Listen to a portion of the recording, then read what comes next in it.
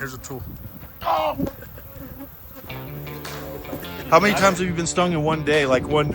Probably about 40 is the most. What? Dude, 40 times? Jeremy Granado is a honeybee harvester out of San Angelo, Texas.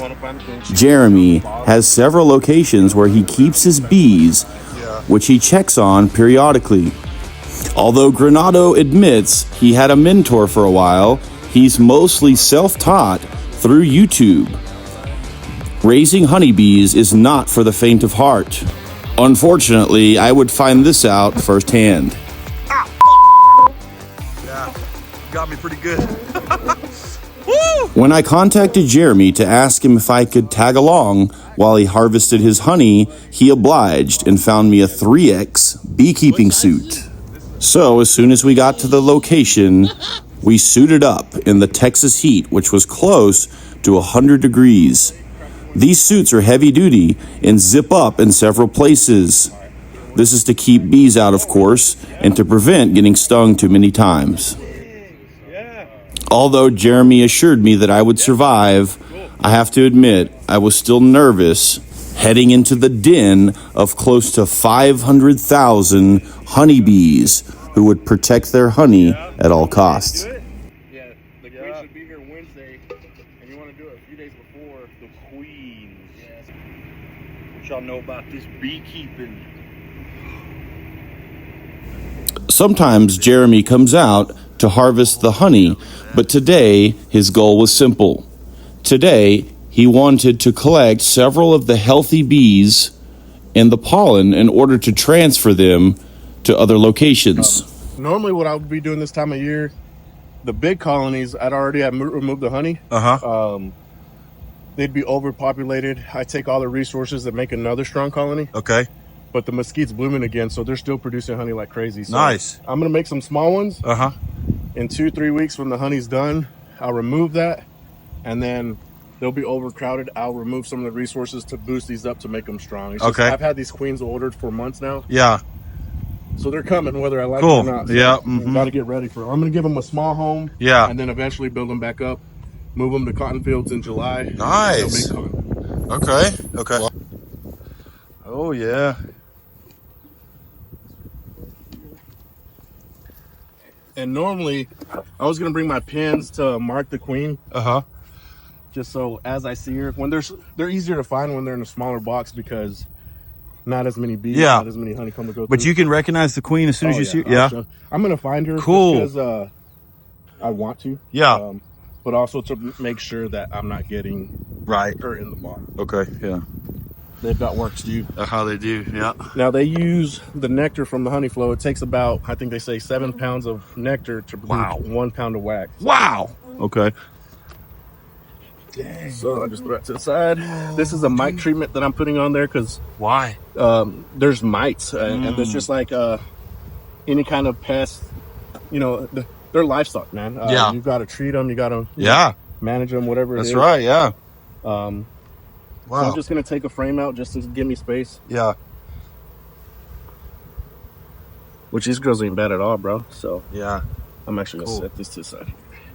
Now, I do want to find the queen. Yeah. There's only one queen in there? One queen per colony. What? So all this is so crazy. All of this is honey. Uh-huh.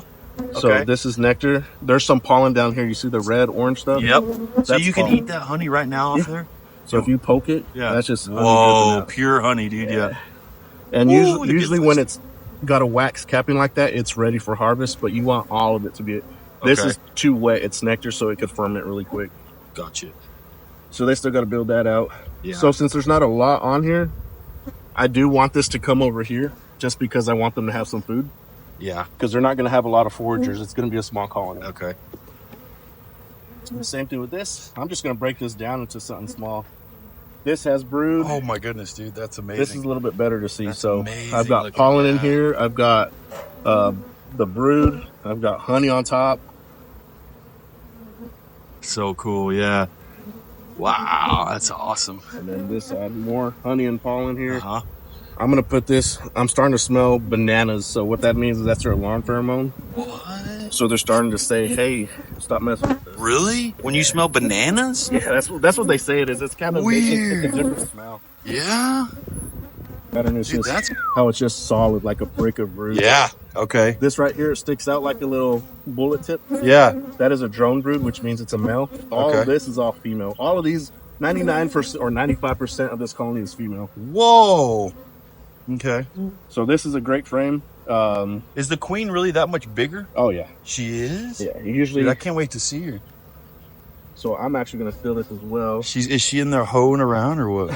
No, so she only breeds once. Oh really? Yeah. Dang. And when she runs out, then it's kind of you kill her and dang. They'll what they call supersede. They'll kill her themselves. Yeah. Or make a new one and then kind of like. Whoa! Look at those, dude. Yeah. So this is pollen. That's unbelievable. Yeah, this is pollen here. So this is good food for them. I'm gonna leave this with them. Okay. And if I look close inside, I'm really not even seeing anything here. Really, that brood right there. I do want to find a queen. She could be on the bottom, running around. Sometimes they like to hide. Yeah. I don't want to take all the resources from this colony, but I want to take a lot. Gotcha. There she is right there. Where? So here she is running around. Oh my god, dude. Yeah, that's her, huh? So you can see this is all cat brood, and there's larvae in here. Yeah. You see the larvae? There's eggs on the outside. Dude, crazy. And here she is just. Yep, that's her. Yep. So the good thing is I could set this to the side right here. Wow, yeah. Now I could be quick. I can say, cool, I know where she's at. I really don't have to worry about looking for her. They sure do follow you. We're gonna come over on this side.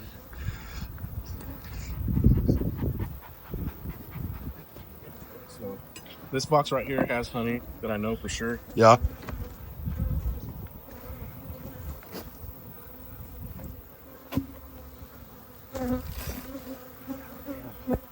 Probably need to give them some more room. Uh-huh. Shit, I know, dude. They're going nuts. This is nothing, bro. It's nothing? This is nothing. What? I'm telling you. How do you do this? Yeah. I don't know how you do this. Especially like if you're getting stung over and over. Bro, we're all the time. How many times have you been stung in one day? Like one? Probably about 40 is the most. What? Dude, 40 times? So that is honey right here. Okay. All that is capped honey. All of that. They're back there. Oh, shit, dude. Yeah. They can't get you. Dude, this is wild. Yes, well, at least check that. I'm not going to get in those today. I just ripped the suit. Unbelievable. They're like dogs. I can sit in spirit. Yeah, that's what I thought. That's crazy. I just love on them, bro. You do? They're my baby girls. Dang.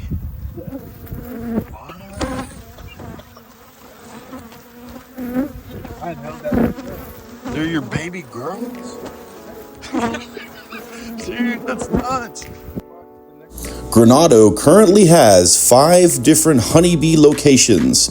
This particular location is an apiary and has 12 honeybee colonies. No, this is great, dude.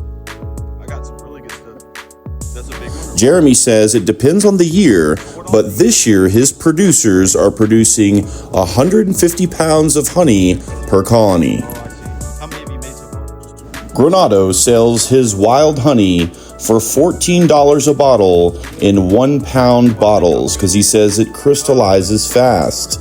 So don't forget, get it while it lasts. What is tomorrow, Wednesday? Tomorrow's Tuesday, yeah.